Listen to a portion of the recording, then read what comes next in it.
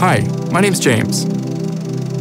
When I was 24, I quit my job to follow a lifelong dream of traveling the world and taking pictures. This took me on a year-long backpacking trip through Latin America. I toured the colorful streets of Cuba, hiked up volcanoes in Guatemala, trekked for 10 days in Torres del Paine, and even biked through the deserts of Argentina. But when I was in Bolivia, I took a picture that changed my life forever. You see, this cow looked just like this dog, Colby, that I grew up with and loved dearly. However, these two very similar beings led wildly different lives.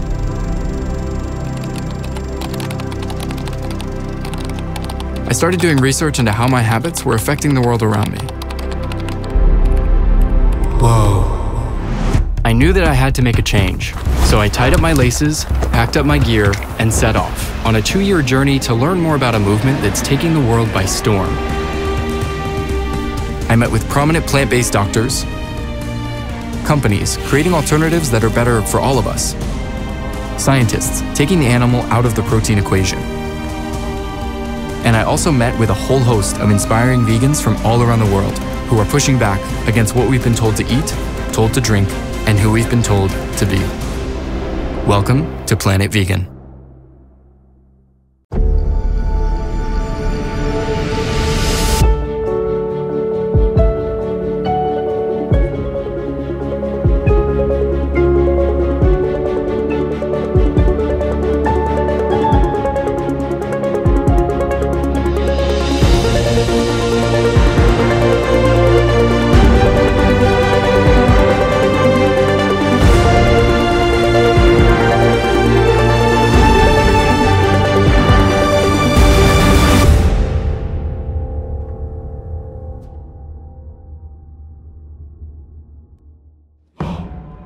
For the past 2 million years, human beings have been eating meat. During dry spells, meat gave our ancestors a much-needed source of nutrition that was conveniently available year-round. However, fast forward 2 million years, and meat consumption has changed a lot since the days of the hunter-gatherers. What used to be a necessity for our survival has now become an everyday staple in the human diet. Since the 1970s, the number of humans on planet Earth has doubled, while meat production has more than tripled. The average person eats more than 90 pounds, that's about 40 kilos, of meat every single year, and worldwide, more than 300 million tons of meat are produced annually. With Australia, the United States, and Argentina being the 3 countries with the highest amount of meat consumption per capita. As of 2024, the global meat market brings in more than $1.5 trillion every year. To put that number into perspective, if you stacked 1.5 trillion $1 bills on top of each other, they would stretch around the world more than 4 times. That's a lot of dough. This growing appetite for meat has led to a wide range of problems, from animal welfare to human health and climate change. Meat consumption is causing some pretty massive issues across the globe. At the same time, I also learned that there's a growing number of companies working to solve these problems by creating alternatives to traditional meat. The first stop on my journey took me to a city named Maastricht in the Netherlands to talk to the minds behind Mosa Meat, a company creating meat in a lab. I'm Mark Post. I am professor of physiology here at Maastricht University. So I teach medical students, but I'm mostly known, I guess, for having produced the first hamburger from bovine stem cells. In 2013, Mark Post and his company Mosa Meat developed the world's first lab-grown hamburger. Mark and the company's COO, Peter Verstraat, held a press conference where they cooked up this cultured meat hamburger and shocked the public with images of the future of meat. The only downside was, well, the price tag, a modest $300,000 for one patty. However, Mark told me that with enough scale and a little bit of time, Mosa Meat will eventually be able to produce these burgers for less than what it costs to make a conventional burger. I guess it's fair to say that got the field going. I think many of the companies out there, if not all of them, were inspired by this event and started thinking by themselves. Most of them are scientists, started thinking by themselves, hey, this might be possible. This is not crazy, this is actually possible. And surveys show that whether you call it cultured meat or in vitro meat or clean meat, there are tiny differences in acceptance, but it's not a major thing. I think 20 years from now, we will just call it meat because that's what it is. And then we will call conventional meat, if it still exists, we will call that something else.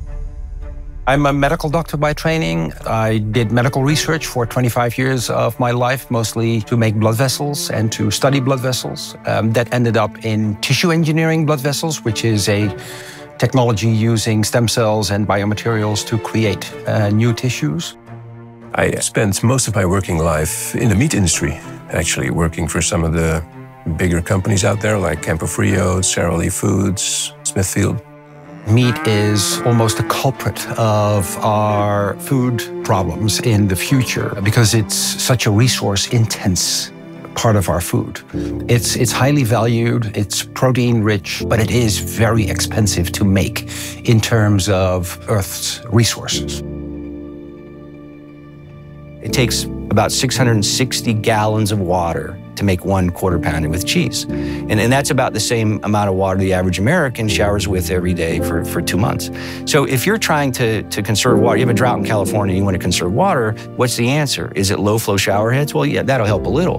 But what if you stopped eating quarter pounder with cheese? I mean, it has a tremendous impact on water use. For cows, it's worse than for pigs. For pigs, it's worse than for chicken. And for chicken, it's worse than for fish. So there's sort of a gradient. That's why we are focusing on beef and not on fish, although there are other good reasons to focus on fish. Looking back, I may have been aware of some of that impact while I was in the industry working for it. Well, maybe one tends not to be as vocal about that when in that industry. But anyway, I really found it out while I was becoming more and more actively involved with Mosa Meat, and it's just amazing to see how many boxes it ticks. This technology, it's almost unbelievable. It's almost too good to be true, actually. The more research that I did into the impacts of meat production, the more shocking the numbers became. According to the Food and Agriculture Organization of the UN, more than 70 billion land animals are killed every year for human consumption, and up to 2.3 trillion marine animals are killed. Those vast numbers seem incomprehensible. And when I did the math, I found out that more than 80,000 animals are killed every second. Okay, let's be honest, charts don't quite do this justice. Imagine that you're out to dinner with some friends, when all of a sudden those animals that are killed every second start piling up in front of you. Cows, pigs, chickens, sheep, turkeys, horses, dogs, rabbits. You get the picture. Okay, and don't forget about the fish. From an ethical point of view, something clearly has to change. But the issues with modern-day meat production don't stop at the ethics. The numbers are just quite devastating. I don't have a problem with people eating meat. I have a problem with meat consumption getting out of hand, and that's what's happening. There's all sorts of environmental issues associated with meat production, and for me, those are the dominant ones when it comes to making a choice. The animal agriculture industry is one of the most destructive industries on the planet. Farming animals takes up a lot of arable land, and to grow the food for them takes up even more. This leads to deforestation, species extinction, water depletion, and ocean dead zones. WWF even claims that up to 80% of deforestation in the Amazon rainforest is due to cattle ranching for beef production. There are health issues associated with meat production, as I'm sure many of your viewers know as well. Diets high in animal products lead to heart disease, several forms of cancer, especially digestive cancers like colorectal cancer, and hormonal cancers like prostate cancer in men, breast cancer in women. Diabetes is strongly linked to animal products, high blood pressure, and I don't need to tell you about the infectious diseases, salmonella and E. coli. Those start out in an animal's digestive tract. They end up spreading all over everything. Infections by bacteria and viruses to maybe even the biggest one, the overuse of antibiotics, leading to bacteria that are resistant to antibiotics, which arguably could be one of the biggest health problems for mankind in the future. And again, 80% of all the antibiotics are used in the meat industry, and not so much as antibiotics, but more as growth factors. So that's kind of strange. When it comes to cultured meat, new research shows that for many reasons, it's a far superior product to traditional meat. A 2019 report from Harvard University took a look at the 90 reasons that we should all be considering a move to cellular agriculture. Some of the reasons included moving away from antibiotic use in farming practices, keeping mercury out of fish, using far less land, and even ending the psychological harm done to slaughterhouse workers. I think it will be a healthier product. We have more control over how it's being produced. So, first of all, there's no contamination. There will be no bacterial contamination. There will be no antibiotics in it. We can guarantee that. There will be no diseases in it, no BSE type of things. We can guarantee that as well. And there's obviously animal welfare. And as I said earlier, I'm not doing this primarily for animal welfare reasons, but I'm not a freak. I don't like it that animals need to be killed for meat. So it's a great bonus. Great bonus. And you know what gives me the most enthusiasm and heart about that, the whole clean meat market, is that you have strategics, right, companies that are in meat processing, not only in the United States, but internationally, that are dipping their toe into this market. So they are already interested at this level, because this could be a potential source of income and a potential source of diversification and replacement, which is what we hope, right, eventually. By using in vitro technology to create cultured meat, Mosa Meat claims that they will be able to reduce the number of cattle around the world from around 1.5 billion to as few as 30,000. 50,000 times fewer cattle than have been bred into existence today. That all sounds like great progress, but how exactly is cultured meat produced? Cultured meat is meat as we know it, made from stem cells, where originally meat is also coming from, yet it's produced outside of the animal instead of inside of the animal. Basically, it replicates all the natural processes that happen in repair of muscle tissue, but takes that outside of the body and produces meat in large quantities in a more efficient and, of course, animal-friendly way. Mark explained to me that the process of producing cultured meat is actually quite simple. You extract a small number of cells from a living animal, or a cow in this case. You then create a controlled environment for the cells to grow. And in time, they replicate and are formed into the familiar hamburger shape that we all know. So from a very small piece of meat, you can make a tremendous amount of meat. Much like our muscles grow when we go to the gym and work out, the muscle cells in vitro work in a similar way and grow after being contracted and relaxed over and over again. And in about 3 weeks, you have a muscle fiber that, under the microscope, looks exactly the same as a muscle fiber directly from a cow or from a steak. And then you put 10,000 of these muscle fibers together and you have a hamburger.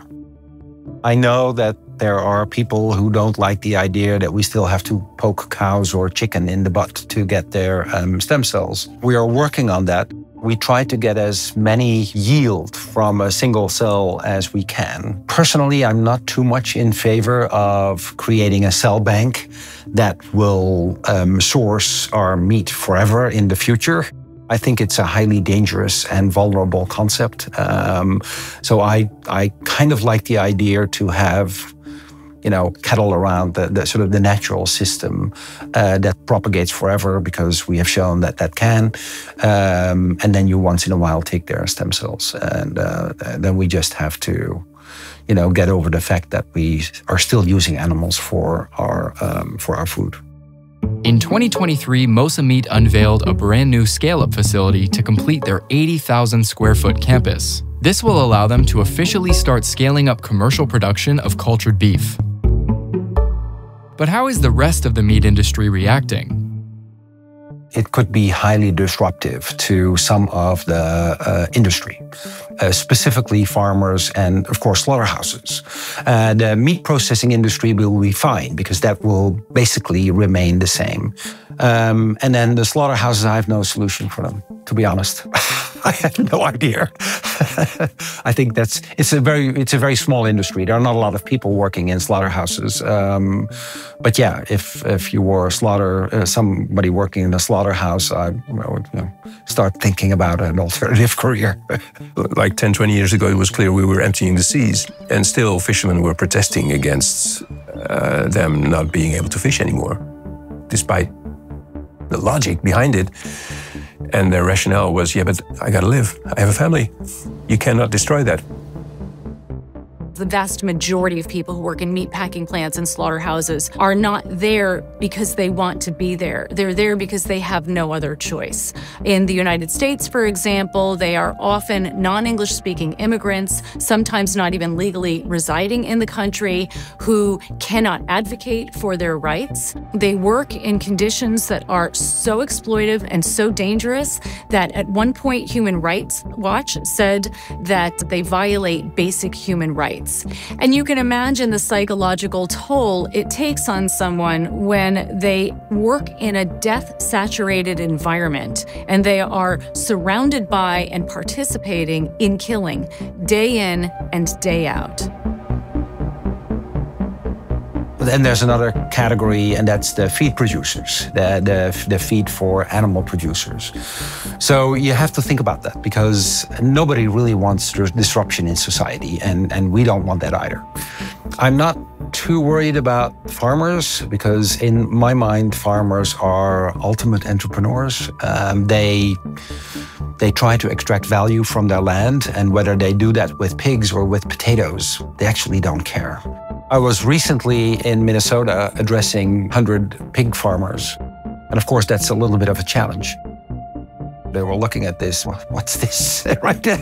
Is this going to disrupt my industry? But at the same time, they said, you know, if I can produce meat in a nicely heated environment and don't have to shove pig manure at -20, that would probably make my life more comfortable, right? So they immediately see, oh yeah, you know, this is going to be a different production system. I may have a place in that production system, and actually it may be more comfortable than what I'm doing right now. And so it's smart of them to get involved at this early stage and then say, okay, here's how we're going to swap this out. Here's how we're going to make this happen. And for the clean meat companies, having them on their side helps retailer conversation. So instead of Memphis Meats, Mosa Meat, Super Meat going to the grocery store and say, hey, we want to be in the meat locker, and then all the meat producers screaming about it, then you have somebody else in the table with you saying, yeah, they should be there. They should be right next to us. Conventional meat, you know, clean meat should be right there next to each other so the consumer can make a decision, not hidden across the store somewhere else. There is a trend towards a more plant-based diet. It's becoming less of a cult thing, or less of a sect thing. It has become more sort of generally accepted than it was 10, 15 years ago. So I see that trend, and I don't know where that trend will stop. It may not stop. It may be that we're all gradually moving to a plant-based diet. Fine. I even do think that products like cultured meat may facilitate that. There's just too many of us, and we're too rich to burden the planet with the traditional ways of producing food. At least some of the food. If you just do the math and you look at the resources it uses, and you think of the meat consumption in 2050, which is expected to be about 500 million tons, 500 billion kilos, it's just not going to fit. It's a practical problem. It's just not going to fit. It really is this huge trend driven by millennials of just eating differently, eating more aligned with principles and values, demanding different things about the food that you eat, and also having a higher sensitivity towards animal welfare reasons. What we're seeing is a huge amount of growth driven by this massive cohort of people that then are demanding different types of products in the supermarket. And what results out of that is that, for example, plant-based meats have grown 60% since 2012. That's crazy high. And we expect them to be between $20 and $30 billion by 2030. That's a huge amount of growth. Wait a second. It's been shown that we can create real meat in a laboratory by replicating animal cells. But is it really possible to make real meat out of plants? I wanted to learn more about the plant-based sector, so I headed to California to speak with Ethan Brown, the CEO of Beyond Meat. I started the company in Maryland, got a lot of support from the University of Maryland and from the University of Missouri, which we later made a partnership with. The idea behind the founding of the company is the idea that guides us today, and that is that you don't need an animal to produce a piece of meat. What I'm most excited about is companies like Beyond Meat that take products, plant-based products, and create them in a way that's multi-sensorial. So it's not just, you put a patty, you put some quinoa, you put lentils, you call it a day. It really is, how does this product interact with me when I look at it, when I smell it, when I bite into it, when it sizzles in my stove? That whole experience, it's what makes food such an incredible, passionate item for human beings. It's that whole thing. And I think up until now, in my humble experience, I think we've left out a lot of that sort of ancillary experience that makes products crave-worthy. And companies like Beyond Meat are really bringing back that multisensorial aspect. The food changes colors as you cook it. It releases different types of scents. And so that whole category is generating products that you want to drive 30 miles to go eat.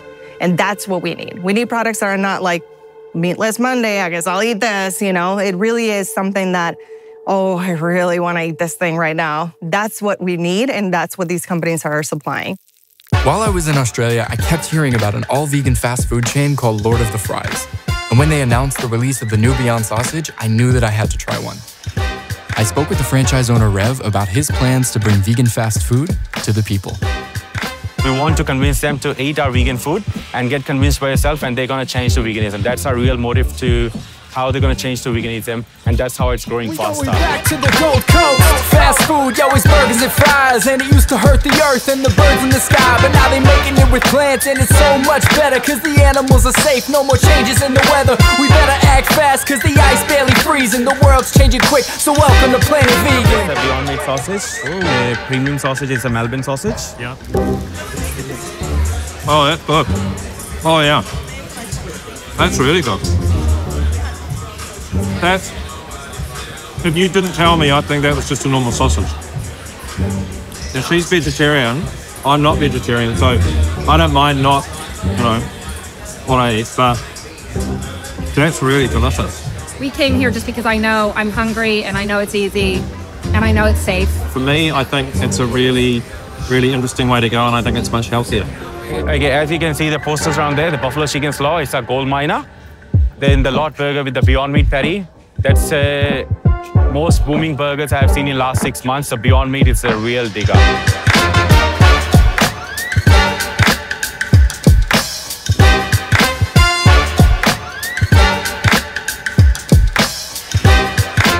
So just pick like one of the pieces there. Be completely honest, be real with me. You think it's good? Yes. Okay, real quick. So does anything seem like strange about it or anything at all?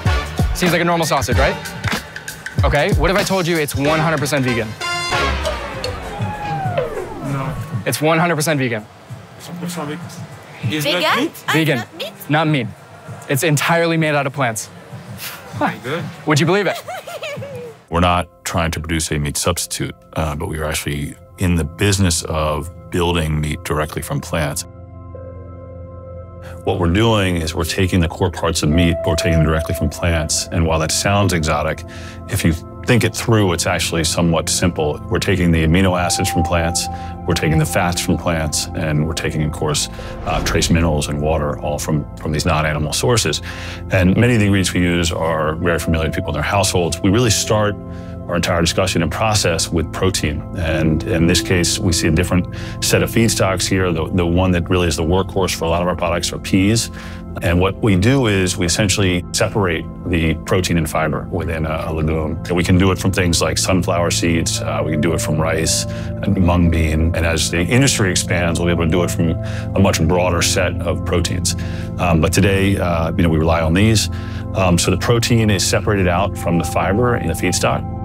That's done by changing the pH level in water, and so you create that separation between the fiber and the protein. The protein's then dried, and it's run through a heating, cooling, and pressure process that restitches it into the form that you would find in muscle, and that's to the naked eye. But a lot of other things we use are, again, pretty recognizable. We have coconut for our fat. We use potatoes for some of the mouthfeel. So in this case with the burger, we create that color. When it's raw, it looks like ground beef through applying beets. We picked beets because, one, it provides the color attributes that we needed, But I think more importantly, it's an ingredient that people can understand. Everyone's familiar with beets. And so when you're creating and you're innovating in the food space, you have to walk this fine line between applying all this tremendous technology that we have, but doing it with ingredients that people feel comfortable eating. Because over the course of evolution, we've been conditioned to avoid things we don't understand. Eating is a very intimate thing. Putting something in your mouth is very intimate. Throughout history, if you put the wrong thing in, it could kill you. So we have this conditioned conservatism around what products we're going to feel comfortable putting in our mouths. And so we wanted to be very respectful of that. So the ingredients we use are largely recognizable. And there are over 1,000 molecules that make meat taste like meat. So the task is to find the key drivers, let's say the 20% that are really delivering the most taste and aroma, and then find analogous or the same ones in plants, and then basically bring those into our product. And so it's a massive combinations game. We're trying to find the right combination, and that just takes iteration and takes time. But if you apply enough urgency to it, apply enough talent to it, you'll get it. Every small improvement we make in the product, taste, texture, et cetera, we welcome hundreds of thousands more people into the brand because they're saying, I'll have this. Beyond Meat claims that their burger really tastes like meat, so we put it to the test. Right after the Beyond Burger was launched in Germany, our editor got a group of friends together and they hit the kitchen. I'd say I've been eating meat since probably ever, yeah. 3 or 4 days a week I eat meat. My grandma would go nuts if I had one day without meat. Yeah, okay, there's vegetable, but yeah, barbecue is meat. We're here for the meat. Yes. I always liked the taste of it. It's just that I didn't want to eat animals. I'm expecting something like tofu. Thank you. Looks like a proper burger. I mean, it looks amazing. Looks pretty normal, doesn't it? Let's try. Let's try. That's good. And the texture is really good. It's like eating meat. I need another bite of meat.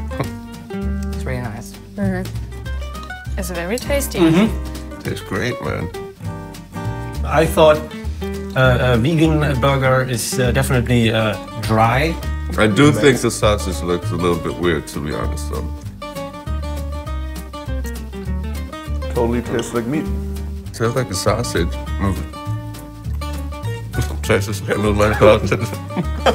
If I could save animal lives due to eating this burger, I would eat it all the time. The sausage is like phenomenal. Have you a sausage on your fork? Can I have the rest of your burger? Yes, yes, here you go. I never eat meat because I want animals to die. I eat meat because it's cheap, it's there, and it's normal. Definitely, for the first step, let's go and for substitute. I could see myself actually doing that. Over the last 18 months, there's been a quickening of demand and consciousness and desire for these products here in the U.S. that's unlike anything I've ever seen. We see over 30% of Americans saying that they want to eat less meat in general. You're seeing a growth in consumers who want to eat that exclusively. You're seeing a growth in the majority of the population, which wants to reduce the amount of animal-based products and eat more plant-based products, so that's huge. And then you're seeing a proliferation of just incredible, luscious products out there that make the transition, any transition, in whatever amount, so seamless and so delicious. When it comes to food choices, consumers are actually pretty simple. It comes down to taste, price, and availability. And all those three factors are very much influenced by more and more companies going onto the vegan market and offering more alternatives. The products become usually better from year after year. They become more available in supermarkets and restaurants. And because of the competition, the prices usually go down. I think it's really good that restaurants and supermarkets are launching those products, and it's even better if they place them, for example, in a supermarket in the meat aisle. We vegans might not like going down the meat aisle, but it actually gives a real choice to people who are not yet vegan. And this is good for everybody, because on the one hand, the vegans suddenly have more options, and they can just choose for more delicious food. But even people who don't really consider going vegan yet, more and more of them actually say, well, if there's this great vegan options, maybe I'll start with, 2 days a week eating those, and maybe a few years from now, it's gonna be 5 or maybe even 7 days a week. It took many months to get into a conversation with Whole Foods, but they ultimately did accept the product. They've been great. We wouldn't be here without Whole Foods. And so we got into about 33, 35 stores throughout the Mid-Atlantic region. And, Over this decade, we're now in 127,000. And so it's been great growth. One of the great things that's happened with the Beyond Burger is we were really insistent on getting into the meat case. We wouldn't sell it to a retailer unless they put it in the meat case. And in one of the largest conventional grocers in the country, in their Southern California region, right, we are now the #1 selling packaged burger in the meat case. So we're outselling 80/20 beef, Angus beef, chicken patties, turkey patties, et cetera. So that was, the desire was literally not to get thrown out, and now we're in the #1 position. Since Ethan founded the company in 2009, Beyond Meat has been changing the way that people think about plant-based meat. However, the inspiration for the sense of urgency behind this growth came from an unlikely source. Very early on in the history of Beyond Meat, I was asked to come visit one of the largest food companies in the United States. They wanted to license some of our technology to extend the brand that they had in meat substitutes. And so I went, and it was a very impressive place, and had long meetings throughout the day. And at the end, I asked them how many people are working on what they were calling meat substitutes, which I don't refer to in that way. And they said, we have one half of one researcher. Imagine if I told you there's a massive global problem, and a massive health problem, there's these ethical issues, et cetera, and we're going to put one half of one person on it. It just didn't make sense to me, right? And so I think what we've had thus far in this space up until the last 4 or 5 years is a culinary approach to a global scientific problem, right? And we need to bring a scientific approach to a global scientific problem. Okay, so the Beyond Burger may taste great, and it's clearly great for the animals. But is it actually better for the environment? Turns out it is. Compared to a traditional quarter-pound beef patty, the Beyond Burger uses 99% less water, 93% less land, and produces 90% fewer greenhouse gas emissions. The other piece is that this is going to be good for farmers. If we start to use those fields that we're currently planting in animal feed to grow crops for direct human consumption through our process, those farmers will make more money. If you start to introduce crops that we can use, things like legumes, pulses that are rich in protein, that farmer will be putting more money per acre back into their pocket. I view that being an increase in efficiency that's as dramatic as when we introduced the combine. The combine came on in the early 1900s, and it transformed agriculture. We created so much excess product that the government literally had to buy it and set it aside to stabilize prices. I think that by taking the animal out of the protein production equation, producing protein directly in those fields, you'll have a similar increase in efficiency that could do wonders for the rural economy here in the U.S. And the challenge is getting people like the Cattlemen's Association to stop fighting it, and more farmers excited about the opportunity versus being scared by it. When we think of the largest burger slingers in the world, it's typically the fast food chains that have taken over society with dollar cheeseburgers and convenient drive-thrus. All around the world, we're already seeing the plant-based fast food revolution begin. Burger King now sells the Impossible Whopper in more than 10,000 of their locations. I'm confused. I'm reevaluating my life. McDonald's in the UK is making their own fully vegan burger featuring a Beyond Meat patty. Vegan? That is amazing. No, I have to say, Jack, it is nice. And KFC is serving up Beyond Chicken in all of their locations in the United States. Beyond Fried Chicken, only at KFC. So, is a meat-free world on the horizon? I don't think that meat is going away. I do think that you can absolutely transition people to plant-based meat if it's good enough. And that's where the money comes in. That's where the research comes in. That's where the intensity comes in, because we have to make it good enough or people aren't going to make the change. And I think there's a latent desire for these products. People love meat. They want to keep consuming it. But they are recognizing there's sort of this noise in the background about maybe some of the reasons that they should reduce meat consumption. We don't necessarily want to do that, but let's innovate our way out of it. And that's what we're trying to do. I do see us as being on a tipping point, because once you get to about 30%, between 20 and 30% of a population who is consistently doing something, then it becomes part of everyday conversations, it becomes part of the media, it becomes part of what the retailers are bringing to offer consumers to stay on trends, to stay competitive. And then you see that tipping point of where any menu out there has plant-based products. Because it's now not something that it's optional for a couple of people. Is, hey, a large segment of your consumers want to reduce meat, want to reduce animal-based products. You have to have something amazing out there for them. And so once you get that foot in the door, then it becomes inevitable. You have all this information out there now that's more and more available. So when I was growing up, you had to read like an Upton Sinclair, The Jungle or something, or you had to, PETA had to give you something or whatever.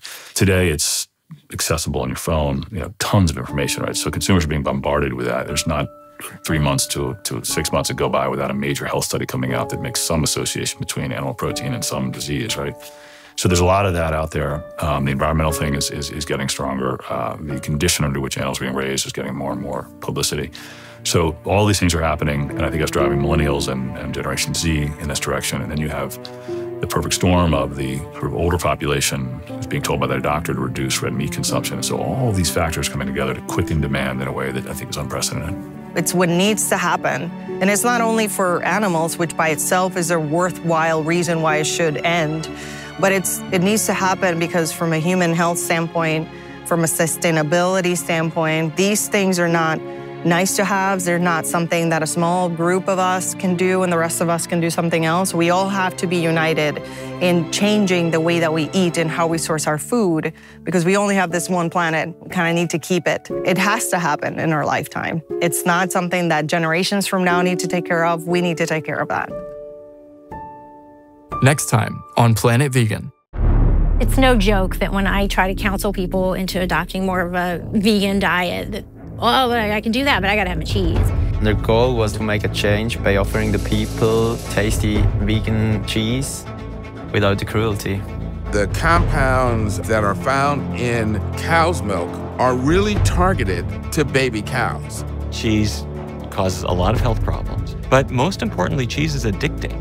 The most important thing we can do in terms of health and longevity is what we put in our mouth. To me, the word vegan means justice. People overlook the fact that it's very inefficient to be breeding, feeding, giving water, giving land to raise animals just so we can use their bodies as resources. We going back to the Gold Coast. Fast food, yo, it's burgers and fries. And it used to hurt the earth and the birds in the sky. But now they making it with plants and it's so much better. Cause the animals are safe, no more changes in the weather. We better act fast cause the ice barely freezing. The world's changing quick, so welcome to Planet Vegan. Yeah, okay, we about to change the world, right? Okay. All around the world, it's the same new dance. What you making out of bodies, yeah, we're making out of plants. We gotta save the pigs and the fishes in the sea. So hold on to your pants, Planet Vegan soon to be. There's a change up in the system, I can feel it in the air. But it benefits us all, there's no need to be scared. We're gonna change the world and we'll do it in a day. So don't fight the future, Planet Vegan's here to stay. We going back to the Gold Coast.